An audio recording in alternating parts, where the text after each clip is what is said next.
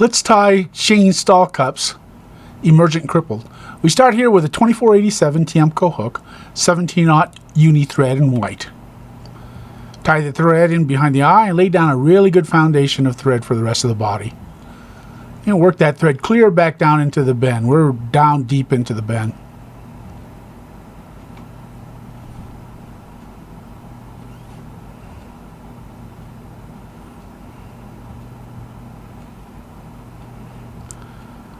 Now I'm going to take some coq de leon fibers, probably about 6 to 8 of them, maybe more. And they're about the length, make it the tail about the length of the abdomen.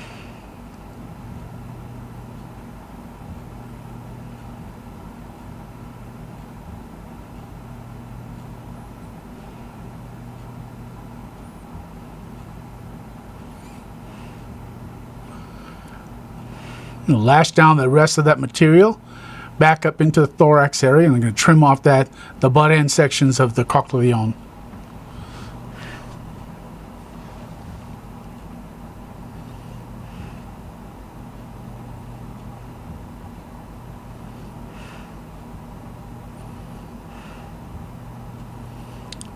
I'll build up the thorax area just a little bit with thread. I'll do more of that later, as soon as I know how much I need to build it up.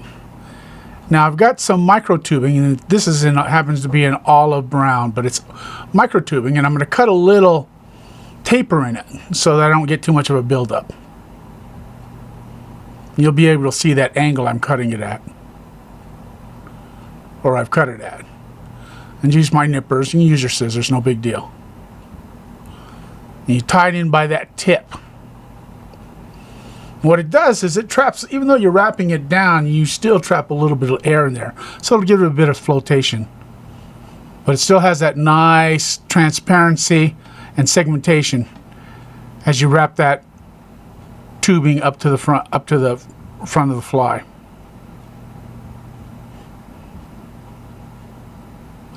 It's worth taking your time and just taking a moment to tie that in properly. Mostly because you trap the air. Also, you get a better lay down. Now bring that thread back up into the thorax area and build it up just a bit. Unlike using buoyants, they don't get a nice natural taper. I'm going to tie off my thread so I can wrap my micro tubing. You also can push some wire. You know, you're not so much worried about it sinking. You can put a little wire in there, a little flash if you can manage that.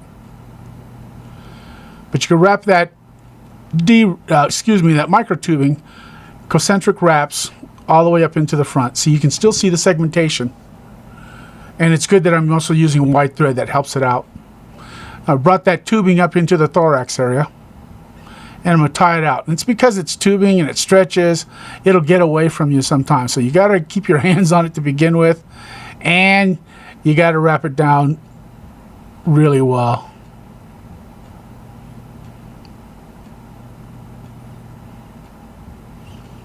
And I'm going to lock it down with a whip finish.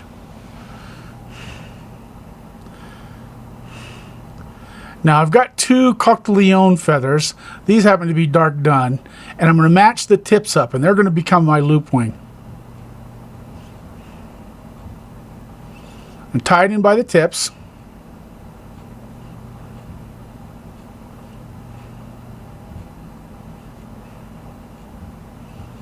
See how far back I'm in, back to the edge of the thorax area. I've got to leave a lot of area up in the front there because I've got to wrap, first I've got to wrap some hackle there, and then I've also got to leave some room for my wings, my medallion sheeting wings. Now I've got some light dun hackle. I'm going to strip off a bit of it so that my first wrap is actually bare stem. And what that does is let my shiny side point forward versus having to get all couple kai and not being misaligned. I don't like it when it flips on me. Tie my hackle in.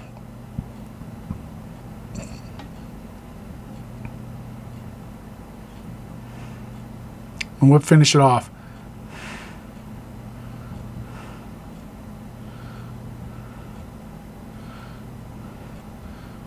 Now I take my hackle and wrap it. You don't need many wraps.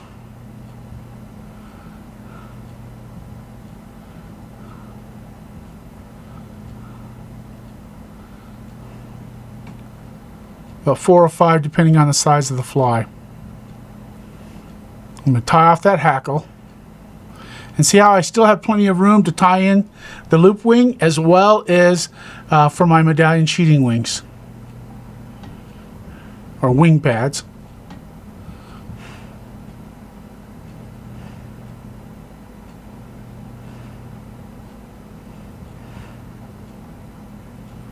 You see I use a lot of whip finishes at this time. I don't want it to get away from me. Now pull the CDC over and then push back. And then it gives you that nice loop. You know, you may have to make a couple adjustments.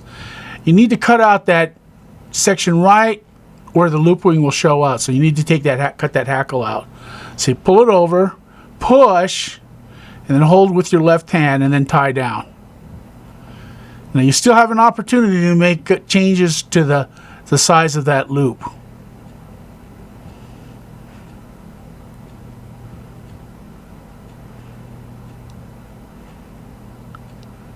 See, I'm just pushing back. I've got barely a wrap around it. Just didn't like the way it laid.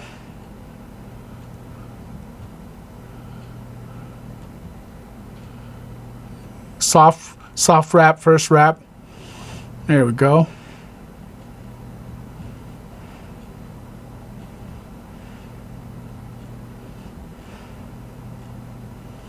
Now I trim off my excess.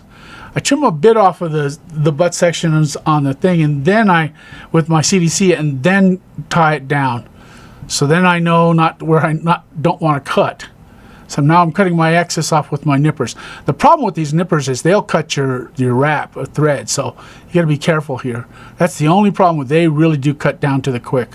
If you want something that'll cut down to the quick, that's what these nippers are for. I actually got them for guys that are doing rod building, and they're wrapped so that they would cut flush to the rod. See, I still got plenty of room there. I'm going to take a piece of medallion sheeting that's, just to be depending on how you like it, those wing pads should be probably the width of the gape or a little bit less, 3/4 of the gape. I'm taking the length of it and I'm going to twist it to give me a little tie-in point.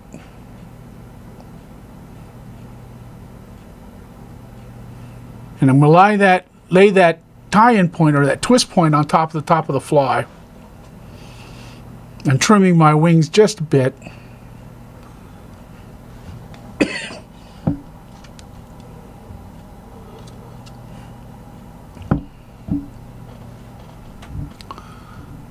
I'm just making adjustments so that it lays down properly. Now I'm going to figure eight that medallion sheeting or those wing pads onto the fly.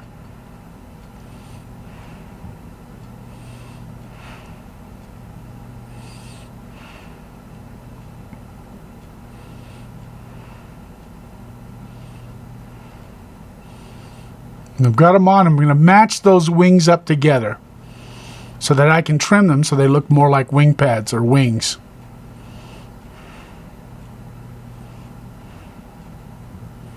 I'm just trying to match them up right now.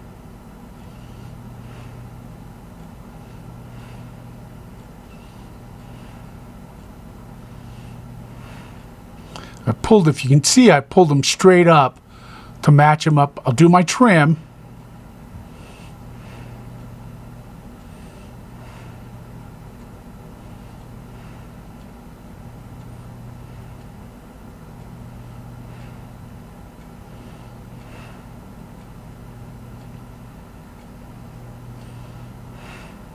There we go. Now I'm going to pull them back and to the sides, and it's important that you do that. If I left them up there and split them up on the top, they would twist my tippet to no end when I went to cast. But since I'm pulling them back at a 45-degree angle or even more, I won't have near the issues of it twisting my tippet. And I just whip finish it off, and I've got a good head on the fly. The only thing I need to do is touch up that white thread.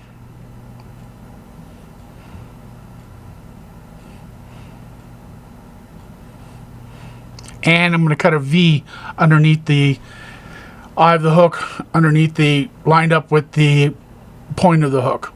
And that's just so the fly, lays better into the water, sits into the water.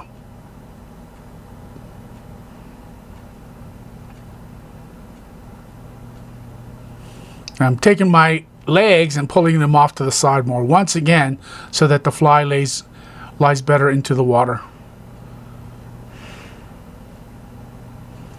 Take my little 80 marker and color that white thread.